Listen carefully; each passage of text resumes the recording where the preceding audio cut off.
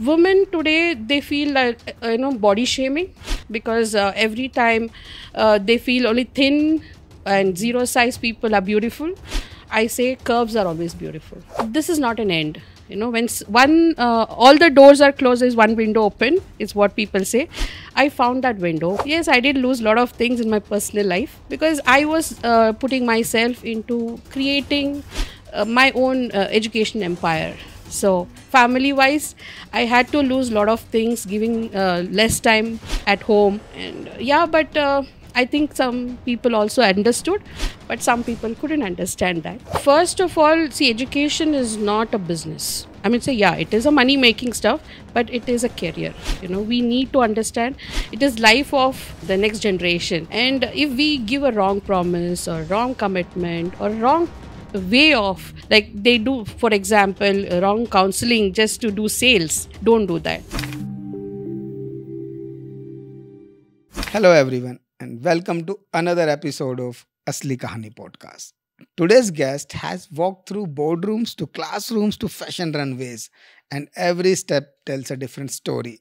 From helping students to find their way to reinventing herself across industries, from FMCG to aviation, education to tech, she is a force who defies definition.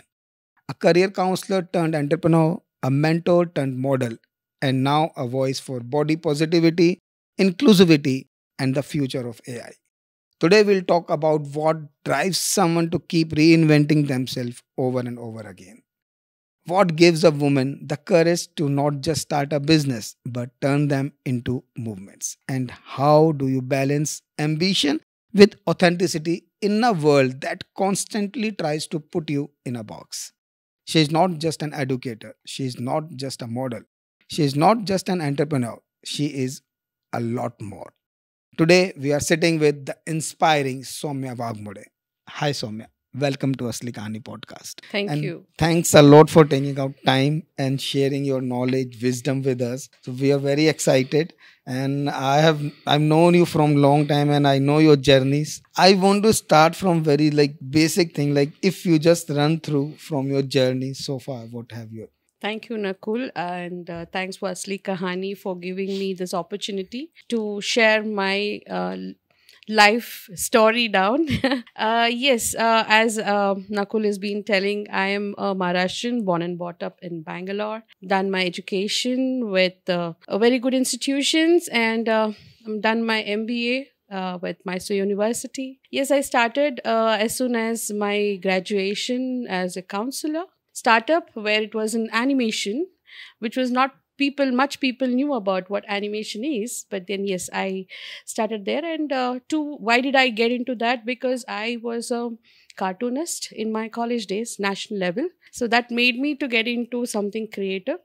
Though I was a DNIT person, I chose something which was more creative. So yes, after that, I started with animation industry back to back, which took around 4 5 years, from counselors to manager post. Then I took up franchisee. Then I did my own brand. Then it was around 9 centers in Karnataka. And I was the first one to have a regular degree from Mysore University. That was the complete thing till my COVID happened, a big disaster. But yes, it was something that I learned. The cycle has to go down and come up, which again, I'm going up with this. Yeah. The very as you spent your time in education, and education is always very close to my heart because Mhm. I feel that we have scope of so many reforms in education system in India. So if you can highlight few challenges you faced while you was running your center.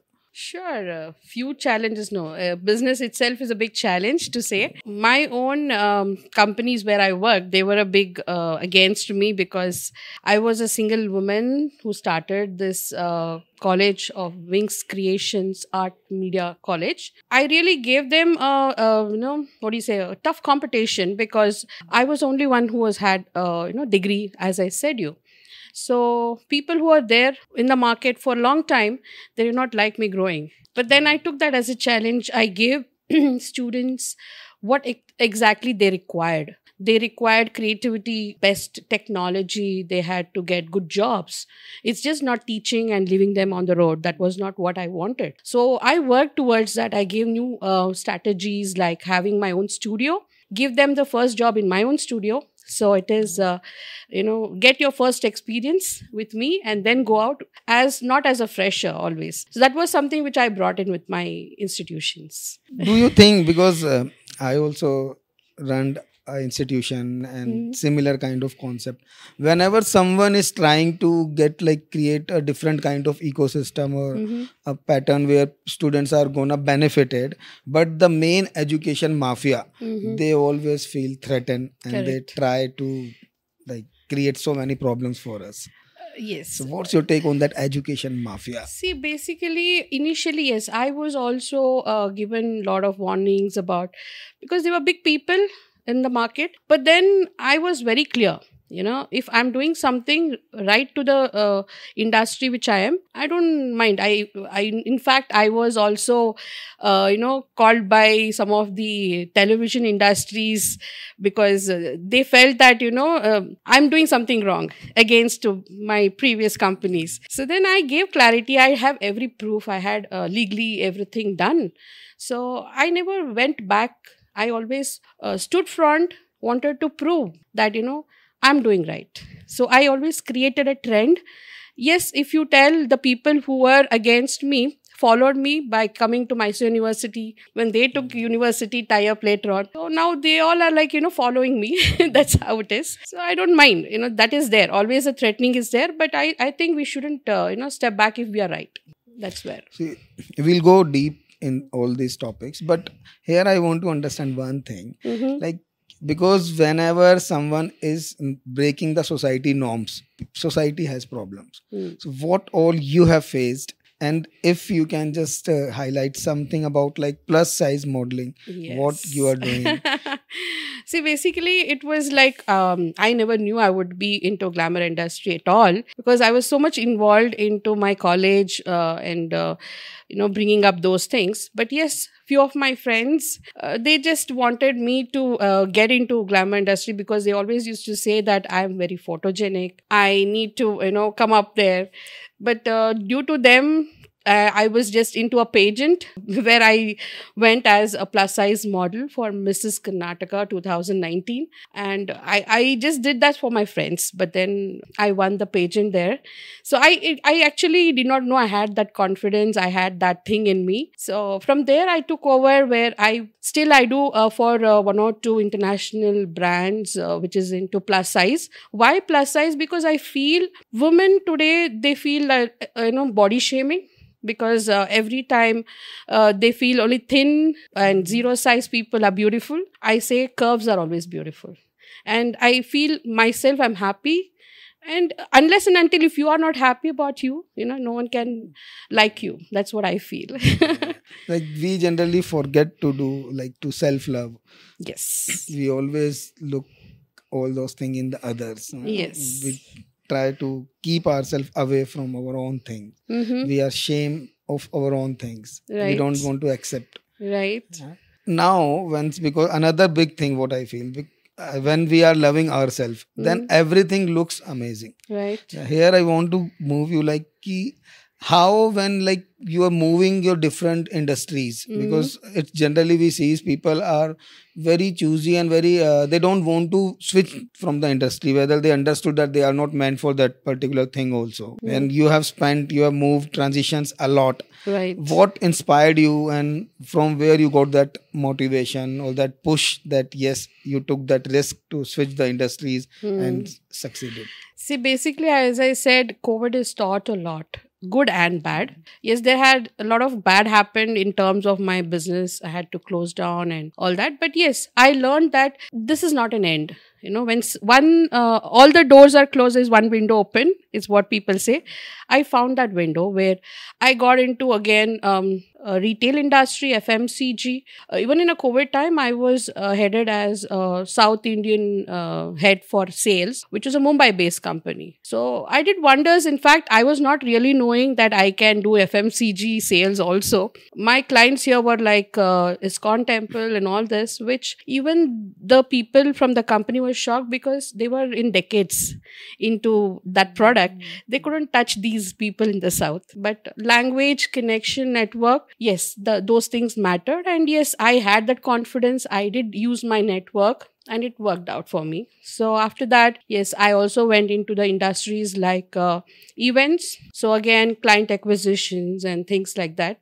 So I did have varieties of job profiles which I have been shifting over. Initially, when I came out of my business, it was a little difficult to accept that once you're an entrepreneur, how do I work under someone? But then it's a life cycle. You need to learn. So learn and unlearn. That is what I was trying to do. So I think, different categories of work which I went on, and I'm happy about because I'm learning every day. Because now there's, after maybe like certain shows on startups and all, so people are fascinated about this word startup, entrepreneur, and most of the people in jobs, they are thinking, no, let's move. I'm tired of 9 to 5. I'm tired of this being all those things.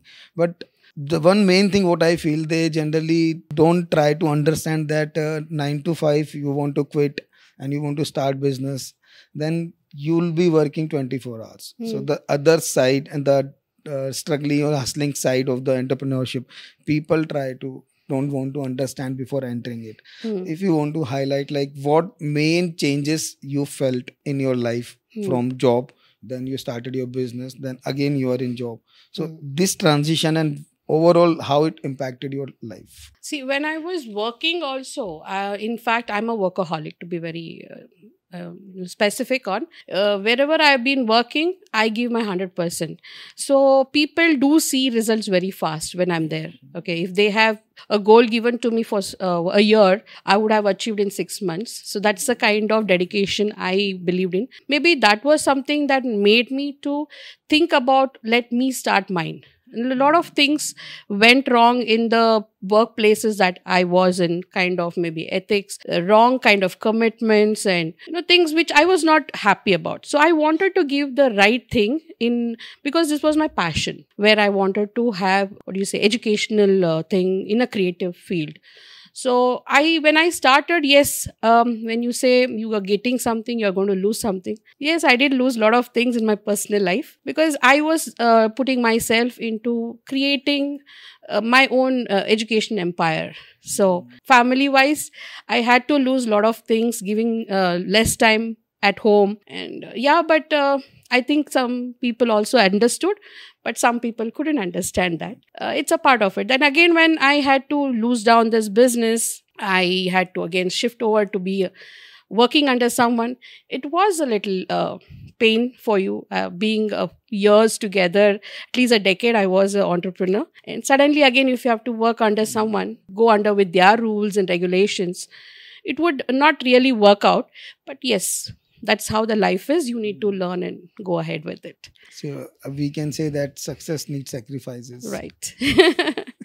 That's always there. If any suggestion you want to give to maybe policymakers that need in education system that will support good initiatives to survive and achieve good thing, what that advice or suggestion would be? First of all, see, education is not a business. I mean, it is a money-making stuff, but it is a career. We need to understand it is life of the next generation. And if we give a wrong promise or wrong commitment or wrong way of, like they do, for example, wrong counseling just to do sales, don't do that.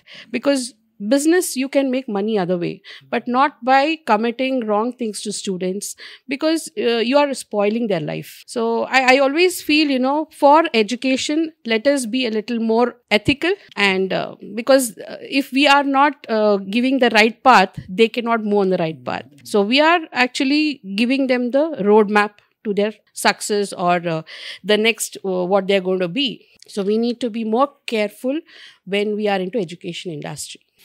We can say that nowadays in education profession, people are not passionate. They are there for other reasons. And I think passion should be the first Yes. for teachers. Not only for education, every field, I feel, if you're not passionate towards your work, you will not No. do the justification to Correct, it. correct. But yes, when it is for teaching, it is to be much more, because yes, you are guiding another person there, because these kids are going to learn what you're going to teach. So the teachers have to be much more careful on what they are teaching about or how we are guiding these students. We shouldn't be a book teller or something. We should be a more of practical. We need to tell them what would be the next 10 years. Then what was the previous things, we need to give the highlight to the students. This is what your next 10 years would be. And you have to, because today we see, students, they come out of the college, still they're blank. I'm talking about the graduate and engineering students, 50%. They are nowhere, they don't know what to do. They still feel what parents say, they do it. Or if their friends are doing, they just do it. But I think in the school level itself, if a teacher is trying to guide them to decide, this is what I want, I think they will start working on their path there itself. You've been in counseling for long and other time also. So is there any ways that how students or parents, they'll identify the passion of the person? First of all, I always say we should counsel parents.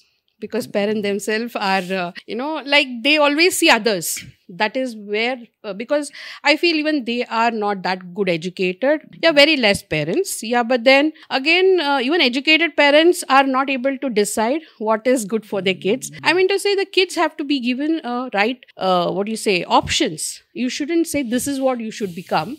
Then you need to tell them these are the options. Look on this. If you do this, you'll become this. So that child understands this is what I am. The Three Idiots movie is the best example for anyone, that you need to follow your passion and 100% success is there for you. Parents, you need to understand that. And gender, like we mostly sees in the society, like because of the same education curriculum for every kids, it's very difficult to identify what is their passion. Yeah. So do you think we need to reconsider the curriculum what we are teaching in our primary, higher secondary and secondary? Yes, actually to say, I think our education system has also changed a lot compared to what we were. We had only 2 or 3 options, science, otherwise commerce or arts. But today the students do have a lot of options. But yeah, still comparatively, if we can give much more, I mean to say it should be realistic options, then, just as they have to have the basics, yes, that is must. But then the students should also have something which is practical oriented, because we see even a graduate or a computer science students who come out with, they really don't know what is that industry requirement is. Today they are only still into the semester wise, means for their certification wise, they are educated on those lines. But when they come for an interview, they don't know, because upskilling is not happening. So I think upskilling is always important for any person who is going to enter into an industry and sustain, especially into IT industry. What will be next coming years, the good career option, what students can opt for? Anything in AI. AI is everything.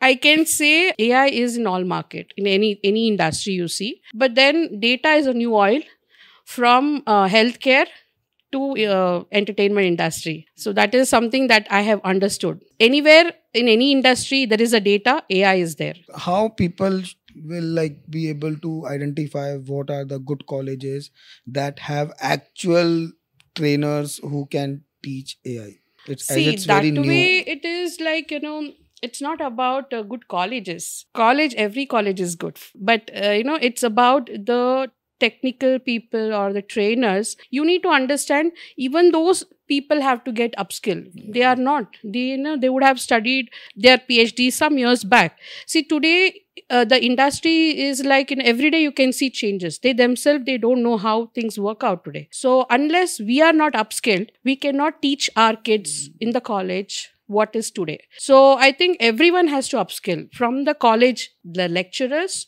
to the people who come into the industry. Upskilling is very, very important. Without that, you cannot sustain. Otherwise, you are outdated.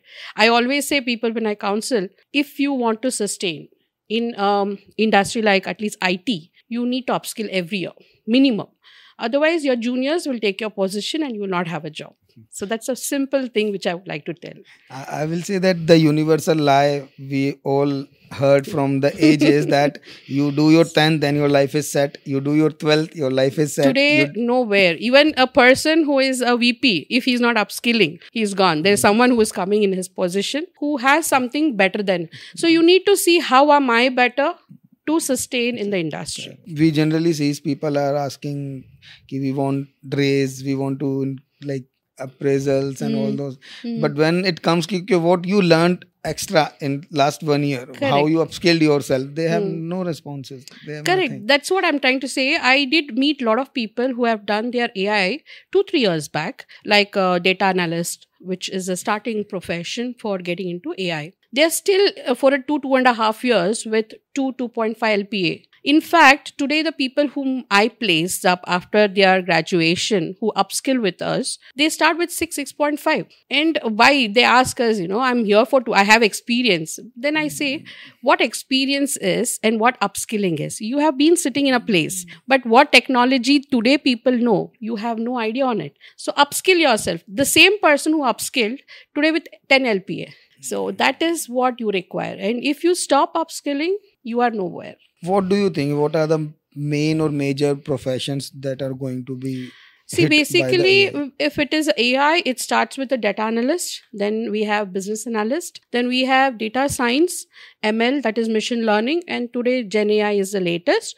There are lots of things which will come up in future. So the things which are now, person with a data analyst can start with at least 5.5 to 6 as his first package. But if he keeps on upskilling in a span of 6 years, by the time he comes for the Gen AI, he can go up to 2.5 CR as his package. That is what is running today. So a journey for 6 years in an AI industry can start with 5 LPA to 2.5 CR.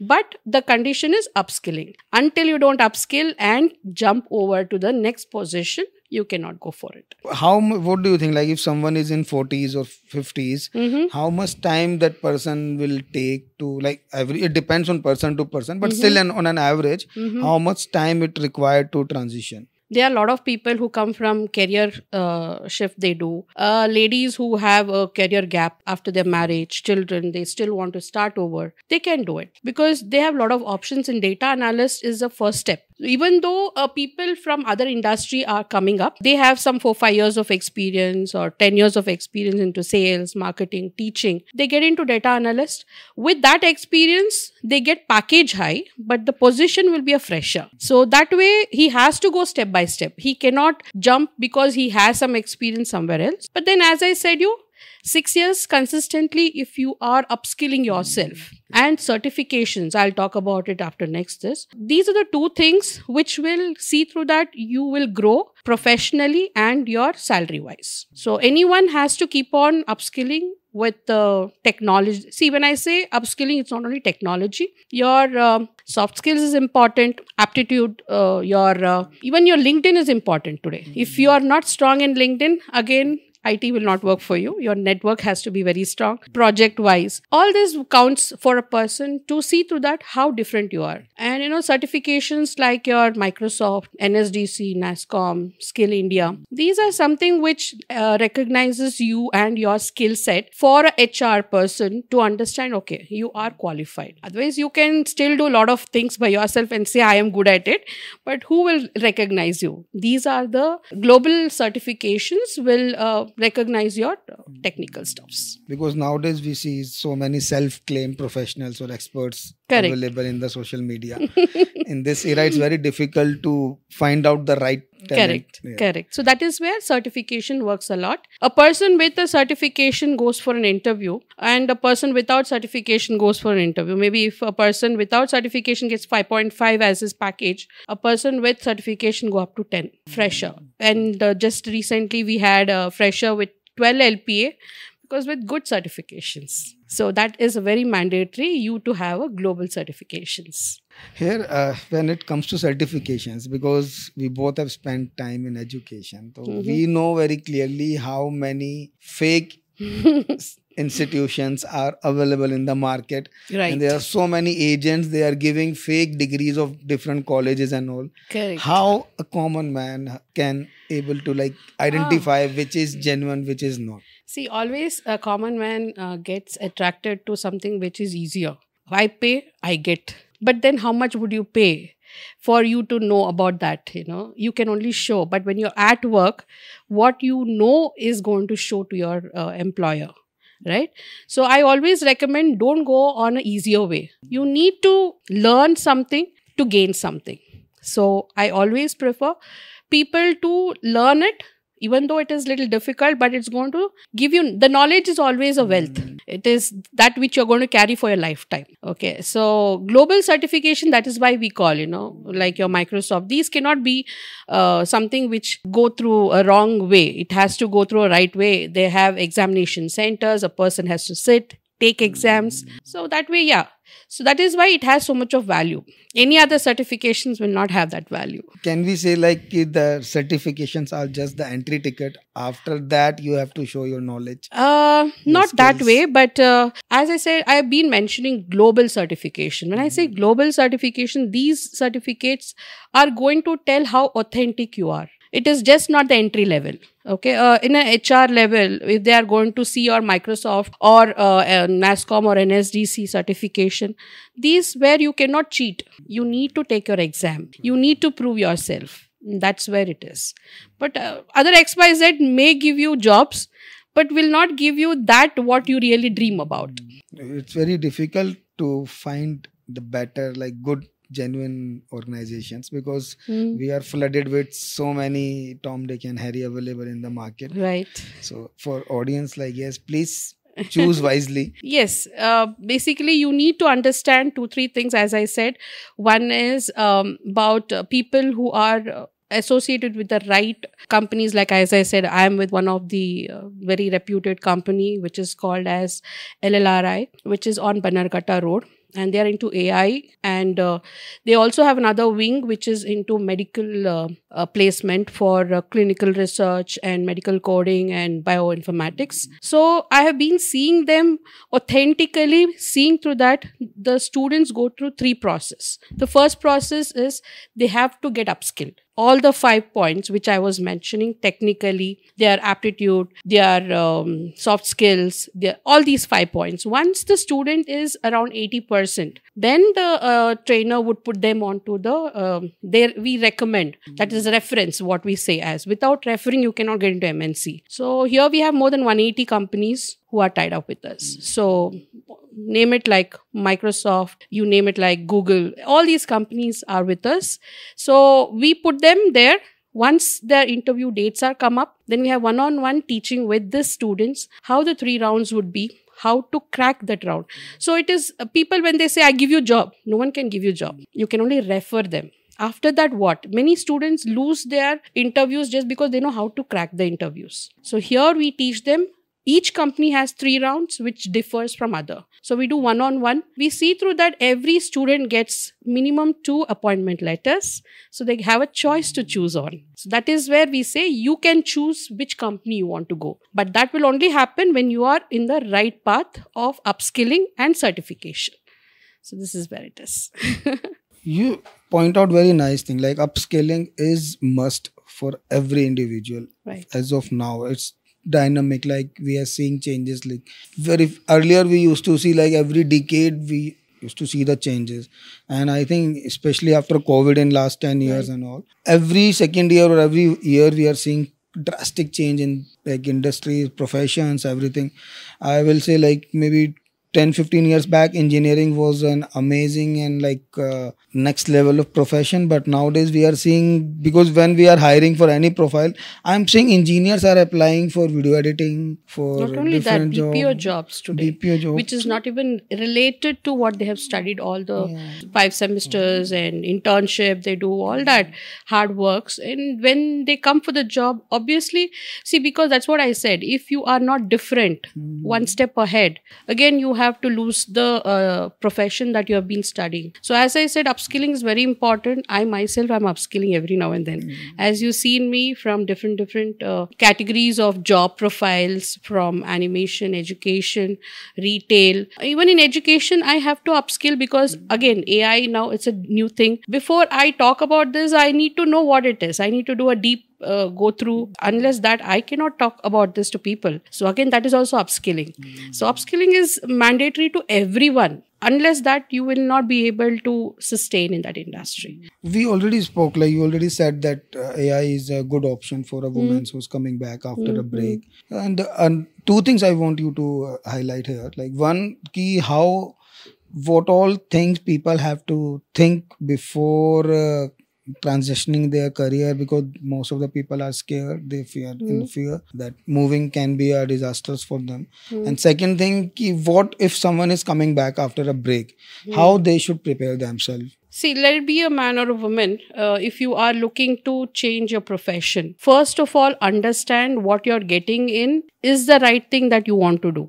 Because, there is no point in just getting for a kind of a 9-to-5 job which you don't enjoy. Understand, is this something that you can really enjoy working on? Would you like to grow into this industry? So you need to do a little bit of homework on it. Talk with your peers who are been working on that, or do a little bit of homework on internet. There are so many ways of you to, even there are a lot of people who counsel you on understanding what are your interests, where you can get into. There are many ways of you to understand on. And first of all, understand what is the next 10 years ka industry. See, unless there is no demand for your work, there's no point in doing that work. So look at what is the market demand and start working towards the market demand. That is what I feel. And coming to women, yes, she would have, normally men will not have a long gap in their career or something, unless it is some medical stuff. But normally there is a chance for many women, because due to marriage, kids, they have to take a break sometime. And again, when they come back, obviously there is a lot of change which has happened. For them to cope up that, it's really difficult. So they require time. And as I said, AI industry is something that will always welcome any kind of people. It can be related to IT or non-IT. So as I said, when you're upskilling, see through that the place where you get from basics. Learn it. It's okay. For learning, there is no age. Okay. And once you learn, there is a lot of scope. So when I say data analyst, I would like to highlight here. Today, you can see 70% of openings are into data analyst. Okay. You can see in any job portal, you can see 70%, because even a small startup will look for an analyst, because data is something like in every industry. So job openings are there. So people who want to really look at it, please look at it. And when I say AI is always not about coding. There are two parts. People who are into coding, they get into data science. People don't want to get into coding, they get into data analysis. So more detail, I would not like to go here. See, when it comes to balancing a family, a work, and ambition, right? What self-worth means to you? I can say a woman is someone who has all that she can balance with whatever responsibility you give on. It can be professional, it can be as a homemaker, as a mother, whatever responsibility, she can balance it in a very beautiful way, So I think a woman can take up any profession easily. Only thing is, she has to make up her mind. She has to do that self-loving. Unless you don't do the self-loving, you cannot. You said right. And I know that you have written I think 2 nice poems for self-love. I really want you to read it out. So it goes like this, okay. Self-love manifesto for every woman who takes up space, okay. I am not waiting to become worthy. I'm not a before photo in someone else's story. I'm the main character in full color, full volume, and full presence. I'm soft, strong, scared. My curves do not require permission. My body is not a burden to carry. It is a home, a work of art, a force of nature. I will not shrink to fit your expectations. I will not silence my laughter, my hunger, or my ambition. I will wear what I love who I choose, and choose myself over and over again. I have survived the stares, the side comments, the diet plan discussed as compliments, and still here I stand, radiant, rebellious, whole. Self-love is not a destination, it is a daily revolution, and I am leading it one unapologetic breath at a mind. So this is something I felt for myself when people always used to comment, you're chubby, you're a plumpier side, you should reduce, you should eat less. So I was like, I look good for myself when I see myself. So I felt this is something that for myself I wrote it up. It's really nice and like it's really required. Because as we said now, we in this like super busy life, we Right. generally forget to take care of ourselves. Self-love is something I would always say every human, especially woman, after marriage, she forgets to love herself. She gives unconditional love to the whole family, but she forgets herself. So I always recommend every woman, first love yourself. Obviously, you will keep loving others without any conditions coming in. So that's where it is. And then what's the another one? Yeah, the other one is all about I choose me first. So again, this is a scenario where I felt, let me be first and then rest comes. So they told me to be nice, to say yes, smile more, bend a little, until I bent so much, I almost disappeared. I tried to please the world, shifted to everyone's expectations, played small so others felt tall, spoke soft so I wouldn't seem too much. But I learned you can give and give until there's nothing left to give, except your own silence and exhaustion. Now I choose me. I choose quiet mornings that feed my soul over loud rooms that drain it. I choose no without apology. I choose rest, not guilt, joy, not just duty, boundaries, not just approval, because I am not here to be liked by everyone. I'm here to be real, to be whole, to be me. And when I put myself first, I show up better for everything else. This is not selfish. This is about being self-loved. You know, this is another part which I wrote about. It's amazing. It's really see, because I generally feel one thing, like few people has to take step to lead the things, and so many people are just waiting that someone will lead, then they'll start following. Yes. Yeah. I think, always don't keep blindly following anyone. Yes, you need to follow people who are successful, but then why don't you create your own trend too? Because every human has a talent. Inspire with someone Yes, and create but your own create way. your own trend. That's what I mean to say. Every human has a talent. Identify it. First, identify what you are good at. Obviously, there is something very unique in you. So that is something that someone else is. If you don't identify what is good in you, someone will not identify you again. So that's where. What's your dream projects coming? Yes. Again, it would be related to a plus size boutique, which I am having a planner of. Here, it is exclusively for women who feel that, they don't have the style which they can wear because of the shape that they have. Basically, my thing is, shape is not the point. It is our mind.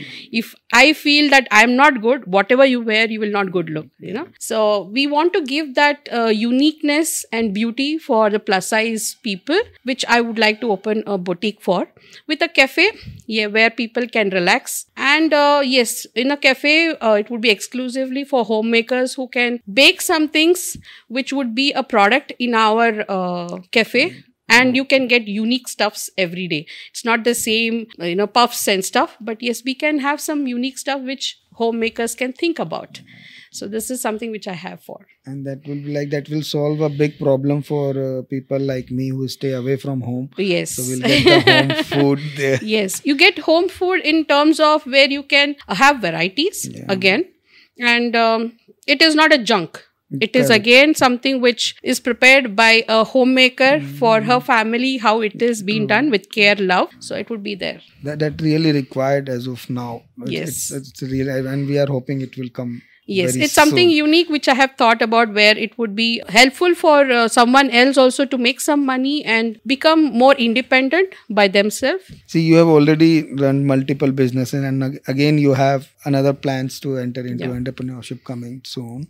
One thing I want to it's like when you were running multiple centers across Karnataka, what were the main challenges you faced running multiple businesses? Because it's very easy when it comes to one outlet, one branch, because you will be sitting there and managing. And I feel like nowadays there are so many companies, they have expanded like without even a proper planning. Correct. Okay, it's very difficult to maintain the quality. So how did you manage, and what all the main challenges you think that people should be prepared themselves for? First of all, you need to put yourself more than 100%. I in fact, I would like to tell, it was months together, I wouldn't be at home at all. It would be continuous traveling, because I had centers in Bangalore, Tumkur, Davangere, Shimoga, Mysore. So I had multiple centers which were running up. And see, even though you have a team, unless you don't keep yourself monitoring on it, it was not going to, because many people will feel, okay, I have team, they will take care. No, because many things will not work out in that way unless you don't put your time there. So I used to personally be there, and yes, every unit used to be very important. It is not only Bangalore as it's a head office. And as I said, other than Mysore University, I also was in a verge of getting into Tumkur for Tumkur University. So that personalizing that particular place with that university would give more weightage to the students, because they would be from that college or that university. So simultaneously, when they do the animation with us, with the university tie-up, that gives a more weightage. So those were the kind of plans which I had, and I was working on those. And it doesn't happen in one day. Getting into university is a very tedious stuff. Yeah. So, it at least takes 2 to 3 years to get into one university. There are a lot of paperwork, a lot of norms and conditions which you need to do it. So yes, that is how it was. And one thing, because I know about how transition happened, like when it's difficult to get affiliation from university. Then one random day, some policy maker will announce that we are changing the policy. Correct. Now this universities is not allowed to operate in Bangalore, like Mysore University. It happened to me also. That's what I like. I really want to convey this message to the policymakers. Please think before you are taking all those decisions, because other people, so much of stakes are there, like everything is on very high risk. Correct. Running 9 centers, and just because university decided now they will not operate in other districts. Not even district. It should be in that particular kilometers only. That happened to me. And suddenly I had to plan those students to make one unit in that area where the students go to the training to take examination in that. Otherwise, the examination is not held. So this happened from Mysore University itself, because mine was, center in Bangalore, but taken up in Mysore. I think it was in 2017. Correct. It came up a new rule that it should be in that particular. Mysore, yes. Correct. So it took a lot of pain for us also, because students, when they are already saturated in one city, they cannot jump suddenly to another city. And they are students. Correct. They are At very least young. that particular batches should be left that way. Correct. They did not agree. They should have proper planning if you are announcing this also. Correct. It should not overnight. Yes. See, there are so much things that I need to speak. But again, yes, considering time as a biggest challenge for all of us, I'll just take some few rapid questions for you. Like we generally do this thing, because you have amazing experience. So I want very few questions. One is like a mantra you live by. Self-love is what I would say. One mistake student should avoid. Don't blindly follow someone. Never blindly follow someone. I would say, whoever it is, do your homework. Until you don't get that answer, it is the right thing, don't do. Even let your parents say, please don't follow that, because you will repent. I did this because of you. Don't do that. What would you say to your 20-year-old self, like if you go back? I wish I had loved myself better that time.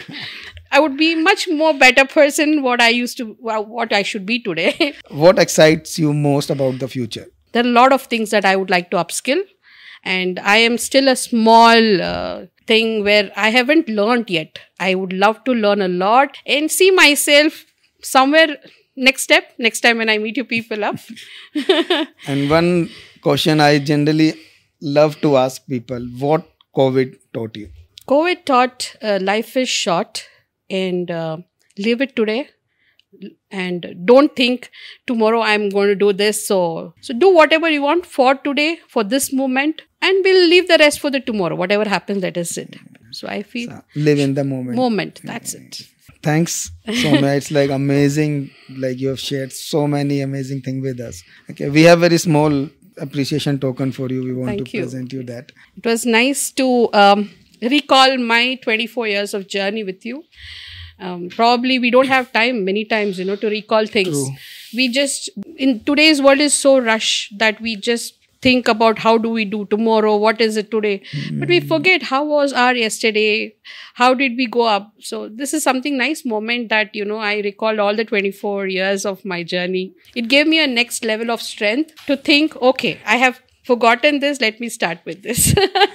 Sometimes I even happen with me also. I look back into some like photos and all, and I'll see, oh, ये भी किया है मैंने, ये भी किया है मैंने, ये भी सच में. It is me only. So, oh my God, it excites ourselves only. कि, oh shit, ये सब करके आ गए क्या? Actually, you showed me my photographs. To be very open up about 24 years ka photographs you have shown me up. Sometimes it's good to open your old. So this is something we want everyone to remind us.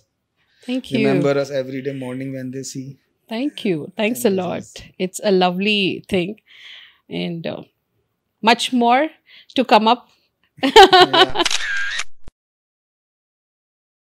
Thanks again, Soumya, for taking out time. Thank you, Nakul, for calling me here and giving me this opportunity to speak about the education industry and a little about what my knowledge is about this.